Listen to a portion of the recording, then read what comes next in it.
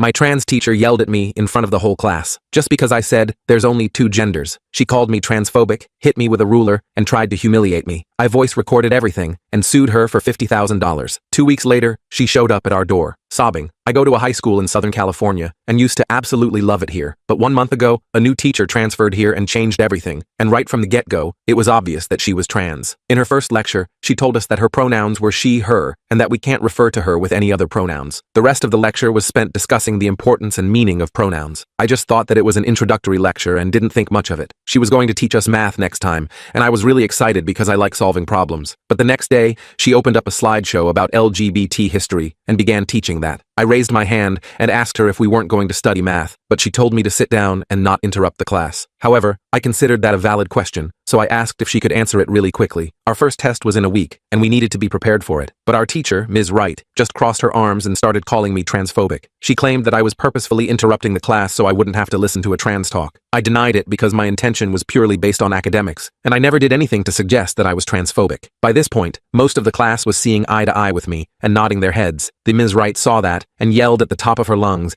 demanding that we all sit down and just listen. Her voice was so loud that I sat out of sheer fear and didn't say a single word for the rest of the lesson. Little did I know, Ms. Wright had no intentions of shifting from the LGBTQ curriculum. The next day, she pulled up more slides, this time explaining what genders were and how many were there. After 10 minutes, she said that genders are pretty much irrelevant and that we should pay attention to identity instead. I let out an involuntary laugh, but she heard it and told me to stand up. She asked if I was being transphobic again, and I had to hold back a sigh. I was really reaching the limit of my nerves and ended up saying, "Oh, come on, 2 genders are just about enough. Now can we please get on to studying for our tests?" Ms. Wright completely lost it once I said that. She murmured a curse under her breath and told me to come stand next to her. She started yelling right in my face, telling me that my views were extremely narrow-minded and offensive to everyone. I tried to argue, but she would just speak over my words and didn't let me get a single sentence in. Then, she did something unfathomable. She grabbed her ruler and hit my arm with it. I freaked out and said, "This isn't kindergarten where you can do whatever you want. You can't just hit me like that." She laughed and said, "Yes, I can," and was about to hit me again, but I dodged it. Thankfully, the bell rang, and she just ran out the door while calling me transphobic again. Little did she know, I actually had a plan this time. You see,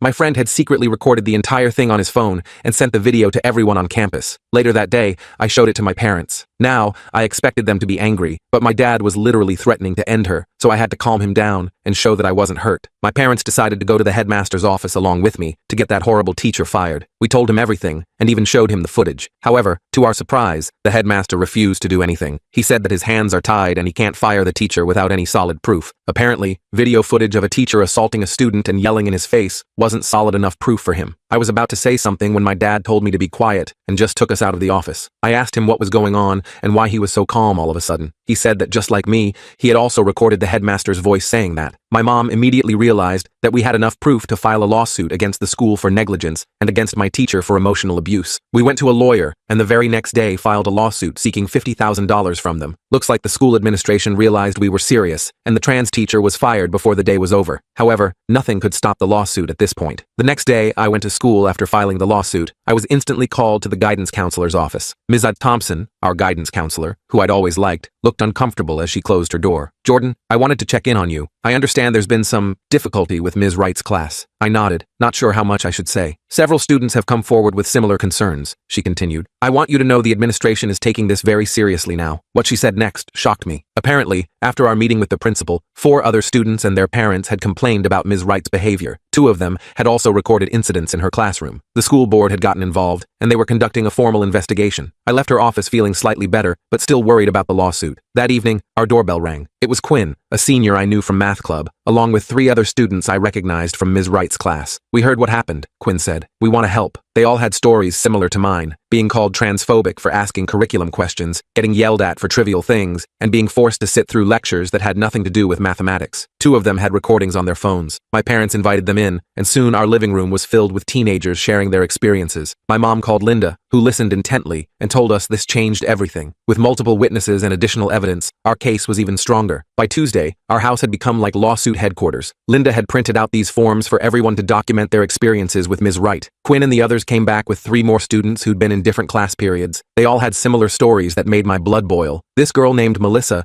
said Ms. Wright had made her stand in the corner for an entire period because she asked if they could review for the upcoming test. My friend Riley was basically running PR for our little rebellion. She'd created a group chat for all of us to coordinate our statements and share evidence. We had a total of 7 recordings now from different days, all showing Ms. Wright either going off on tangents about gender theory or yelling at students for asking about actual math. "I can't believe she hit you with a ruler though," Melissa said while filling out her statement. "That's next level crazy." I rubbed my arm where the mark had finally faded. "Yeah, I think she just completely lost it when I questioned her." My parents were being super supportive through all this. Mom was organizing all the statements and evidence, while Dad made sure everyone had snacks. I heard him telling Quinn's mom on the phone that these kids are standing up for themselves in a way that makes me proud. Wednesday morning, I got called to the office during first period. Principal Davidson was sitting there with a woman in a business suit who turned out to be the district's legal counsel. They asked me to go over the events again while she took notes. I could tell they were trying to find holes in my story, so I stuck to exactly what happened and mentioned we had everything on video. The lawyer lady kept interrupting with questions like, "And you're certain you weren't disrupting the class intentionally?" And, "Had you made any prior comments about Ms. Wright's gender identity?" It felt like I was the one on trial. I finally got frustrated and said, "Look, I just wanted to learn math in math class. That's it." Principal Davidson cleared his throat uncomfortably when I mentioned our lawsuit, and the meeting ended pretty quickly after that. As I was leaving, I overheard the lawyer say something about negotiating a resolution before this escalates further. By lunchtime, the whole school was buzzing with rumors. Someone had started a ridiculous story that I was getting $1 million, and the school was shutting down. I had to keep telling people it wasn't that dramatic. Riley sat with me and showed me some messages she'd gotten from students in Ms. Wright's other classes who wanted to come forward too. "This is getting huge, Jordan," she said. "Someone even made a TikTok about it." I nearly choked on my sandwich. "Please tell me I'm not in it." She patted my arm. "Relax. It's just some dramatic reenactment with text overlays, but it has like 3,000 views already." After school, I got a text from an unknown number. It was Ms. Wright. My hand started shaking as I read it. "You've made a huge mistake. I was only trying to educate you all. You'll regret this attack on me." I immediately showed it to my parents, who called Linda. She told us to save the message and not respond, then added intimidation of a witness to our growing list of complaints. I blocked the number, but felt uneasy for the rest of the night. Thursday was even weirder. Ms. Thompson pulled me aside in the hallway and whispered that the school board was meeting that evening to discuss our case and that I might want to prepare a statement. When I asked why she was telling me this, she just said, "Not everyone agrees with how this has been handled," and walked away. Riley and I stayed after school to work on our statements, making sure to stick to the facts. I focused on how Ms. Wright had completely abandoned the curriculum and become hostile when questioned. Riley wrote about how the classroom environment had become intimidating and how students were falling behind in math. On the way home, we noticed a small group of people holding signs near the school entrance. As we got closer, I could see they were protesting in support of Ms. Wright. Their signs had messages like, "Protect trans teachers," and "Stop teenage bigotry." One woman pointed at me and started shouting that I was canceling a marginalized educator for expressing her identity. Riley pulled me away before I could say anything. "Don't engage. They don't know what actually happened." I felt sick to my stomach. This wasn't about Ms. Wright being trans at all. It was about her hitting me and not teaching the subject she was hired to teach. But now, people were twisting everything around. When we got to my house, there were 3 news vans parked out front. Actual reporters with microphones and cameras. I froze on the sidewalk, but my mom came rushing out and ushered us inside. Apparently, someone had leaked details of our lawsuit to the local news, and they were trying to get a statement. Linda arrived 20 minutes later, looking frazzled. "This is getting out of hand," she told my parents. "The school district is trying to control the narrative by painting this as an anti-transgender witch hunt, rather than addressing the actual misconduct." She helped us draft a simple statement that focused solely on Ms. Wright's failure to teach the curriculum and her inappropriate behavior, with no mention of her gender identity. My dad read it to the reporters while I stayed inside, watching through the window. That night, I made the mistake of checking social media. There were at least 3 different hashtags about the situation, with people arguing on both sides, most of whom had no idea what actually happened. Some random adult I'd never met tweeted that I was a teenage bigot looking for attention, and it had hundreds of likes. I showed it to my mom, who immediately took my phone away and told me to stay off social media completely. "These people don't know you," she said. "They don't know what happened. Don't let them get in your head." Friday morning was the most surreal yet. I walked into school to find students wearing homemade badges, some saying, "I stand with Jordan," and others saying, "I stand with Ms. Wright." The whole thing had split the school into factions. Quinn and a few others from math club surrounded me like bodyguards, walking me to my first class. "This is insane," I whispered to Quinn. "I just wanted to learn calculus." Quinn nodded. "That's why we're supporting you. This isn't about anything except a teacher who wasn't doing her job and then went ballistic when called out on it." During third period, an announcement came over the intercom for all students involved in the Wright incident to report to the auditorium. About 20 of us filed in to find the superintendent and the entire school board sitting at a long table on stage. Principal Davidson stood nervously to the side. The superintendent, Dr. Mendez, spoke first. We've reviewed the evidence submitted regarding Ms. Wright's conduct, including video recordings and student statements. I want to thank you all for your courage in coming forward. My heart was pounding so hard,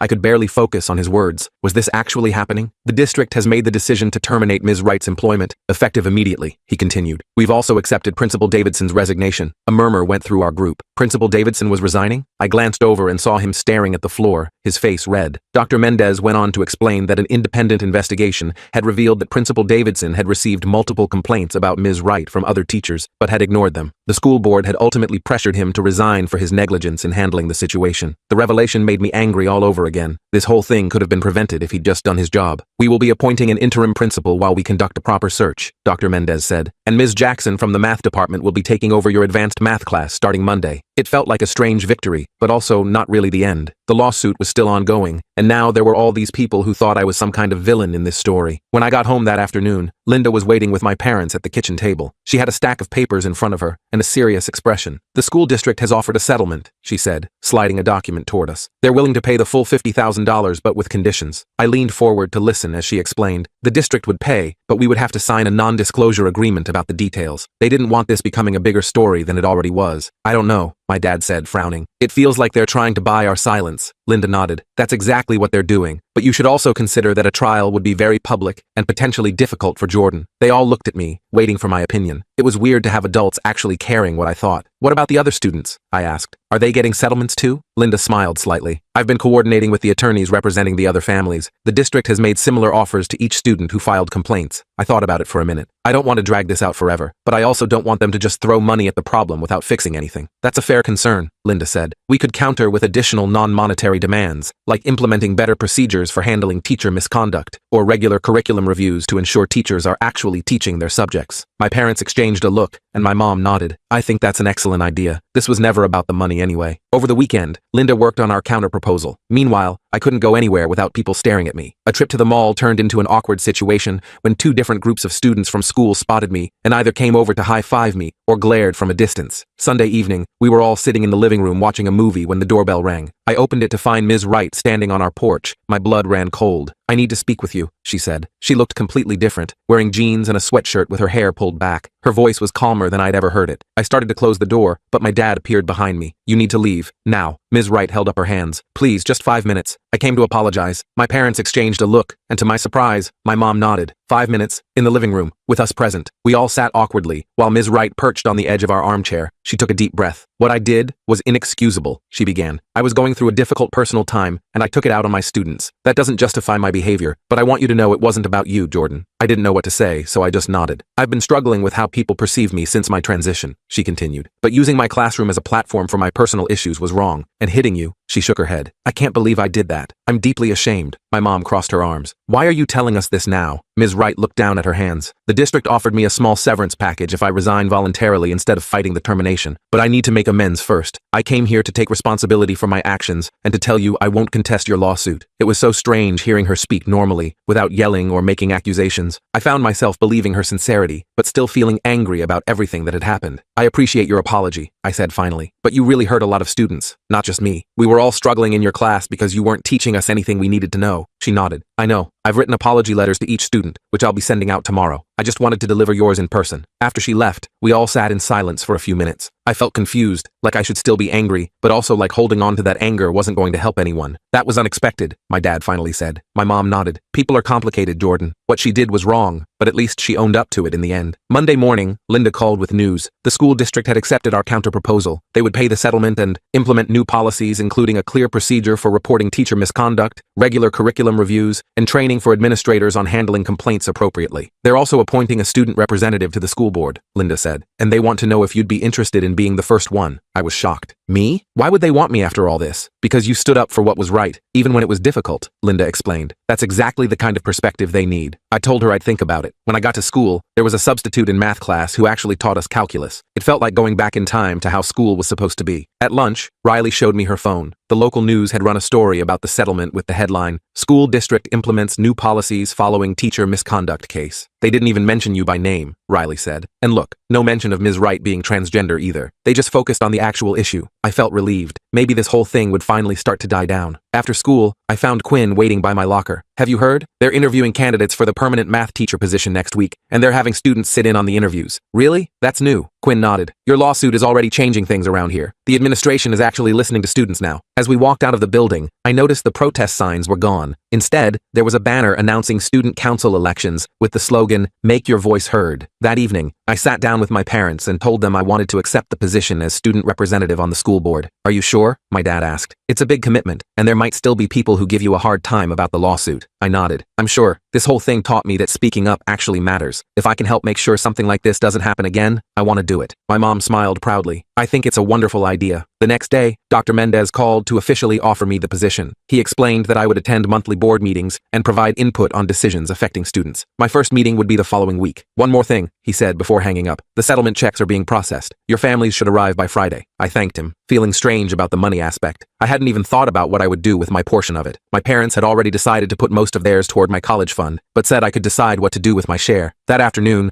I ran into Ms. Thompson in the hallway. She smiled warmly at me. I heard about your new position on the school board. Congratulations. Thanks, I said. I'm nervous about it though. She nodded understanding. That's natural. But you know what? Sometimes the most important changes happen because ordinary people stand up when something isn't right. That's all you did. I thought about her words all day. I hadn't set out to start a movement or change school policies. I just wanted to learn math in math class. But somehow, one small stand had turned into something much bigger. By Friday, things at school had finally started to feel normal again. The new math teacher, Ms. Jackson, was fantastic, clear, knowledgeable, and actually focused on teaching us calculus. I was finally catching up on all the material we'd missed. After school, I walked home with Riley and Quinn, discussing our upcoming test. It's kind of crazy, Riley said. Remember when all we wanted was for Ms. Wright to teach us some actual math equations? And now the whole school system is changing because of it. Quinn laughed. Yeah, Jordan accidentally became a school reform activist by asking to learn calculus. I shook my head. I still can't believe how out of control everything got. All I did was ask a question. Sometimes that's all it takes, Quinn said. One person asking, hey, this isn't right. Can we fix it? When I got home, there was a large envelope waiting for me on the kitchen table. Inside was a check for $10,000, my portion of the settlement, along with a formal letter from the school district acknowledging the inappropriate classroom conduct and affirming their commitment to the new policies we'd requested. I stared at the check for a long time, thinking about everything that had happened. The money felt strange in my hands, like a weird souvenir from a crazy experience I never wanted to have again. That evening, I made a decision. I called Riley and Quinn and asked them to meet me at the coffee shop near school. When they arrived, I explained my idea. I want to use the settlement money to start a student advocacy group, I told them. Something that helps give students a voice when they're not being heard. We could offer support, document issues, maybe even provide small scholarships for students who need to take additional classes to catch up when a teacher fails them. Riley's eyes widened. That's actually a brilliant idea. Quinn nodded enthusiastically. We could call it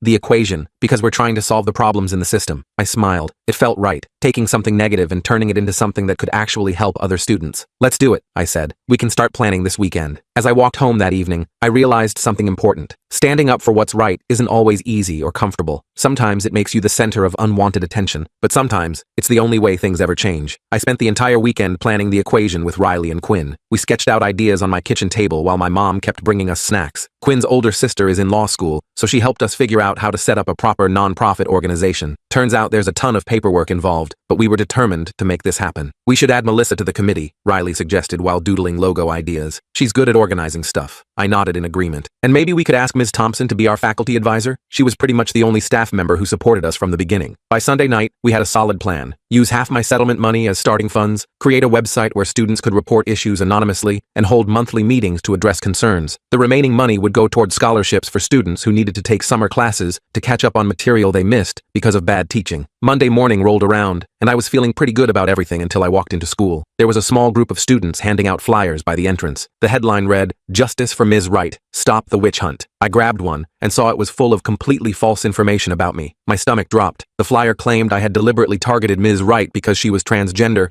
and that I had fabricated the entire story. It even suggested the videos had been edited. I immediately crumpled it up and looked around for whoever was distributing this garbage. I spotted Michael Evans, a senior I barely knew, handing them out. I stormed over to him, my hands shaking. "What is this?" I demanded, holding up the crumpled flyer. "None of this is true." Michael crossed his arms. "My cousin is friends with Ms. Wright. She says you're just some conservative kid trying to make her look bad because you're uncomfortable with trans people." I couldn't believe what I was hearing. There are literally videos of her hitting me with a ruler. She wasn't even teaching math in a math class. A small crowd was gathering around us. Great, just what I needed. More drama. Quinn appeared at my side, took one look at the flyer, and pulled me away. "Don't engage," he whispered. "That's exactly what they want." As we walked inside, I noticed Principal Davidson's replacement, Dr. Garcia, watching from the entrance. She'd been appointed as interim principal last week, and I hadn't interacted with her yet. To my surprise, she gestured for us to come over. "I'll need one of those flyers," she said firmly. After Quinn handed her one, she read it quickly, her expression darkening. "This is absolutely unacceptable. Wait here." She marched over to Michael and his friends, confiscated their stack of flyers, and told them to report to her office immediately. I couldn't hear everything she said, but I definitely caught the words defamation and harassment policy. "Well, that's refreshing," Quinn said as we headed to class, an administrator actually doing their job. By lunchtime, the flyers were gone, and Dr. Garcia had made an announcement reminding everyone about the school's policy against spreading false information. I was still annoyed, but it felt good to have someone in authority actually step up right away. After school, I had my first meeting with the school board as student representative. I was nervous as hell walking into the district office. The boardroom had this huge table with 7 serious-looking adults sitting around it. Dr. Mendez introduced me to everyone, and they gave me a binder full of information about current district policies. "We're very pleased to have student input on our decisions moving forward," said Mrs. Patel, the board chairperson, especially from someone who's demonstrated such advocacy for educational standards. I almost laughed at the formal way she described my whole ordeal, but I managed to keep it together. They had me sit through a 2-hour meeting about budget allocations and facility maintenance schedules. Not gonna lie, it was pretty boring, but I paid attention and took notes. Near the end, they asked if I had any input. I cleared my throat nervously. I was wondering if the board would consider implementing a system for students to provide feedback on teaching quality throughout the semester, not just at the end. That way, problems could be identified before they affect students' education. There was a moment of silence, then Mrs. Patel nodded. "That's actually an excellent suggestion. We'll add it to next month's agenda for further discussion." I left the meeting feeling pretty good about myself. Maybe this position wasn't just symbolic after all. When I got home, there was another surprise waiting. A local news reporter was talking to my parents in the living room. My dad waved me over as I walked in. "Jordan, this is Sarah from Channel 8 News. She's doing a story on the changes happening at Lincoln High." I cautiously sat down, remembering the media circus from before. "I'm not sure I want to be on TV talking about all this." Sarah smiled reassuringly. "I completely understand. We're actually focusing on the positive changes resulting from your case, the new policies, your student advocacy group, the addition of a student representative to the school board. We'd love to include your perspective, but we can keep your name and face out of it if you prefer." I thought about it for a minute. If it's about the positive changes, I guess that would be okay. We talked for about 20 minutes. I explained the equation and our goals for helping students have a voice in their education. Sarah seemed genuinely interested, asking thoughtful questions about what motivated us. It felt weird being interviewed, but also kind of empowering to talk about the good things that came out of such a bad situation. The next day at school, Ms. Thompson agreed to be our faculty advisor for the equation. She even offered to let us use her classroom for meetings after school. "I'm proud of what you're doing," she told me, "taking something negative and turning it into something that helps others, that shows real character." The rest of the week flew by. The new math teacher, Ms. Jackson, was absolutely amazing. She noticed how far behind we were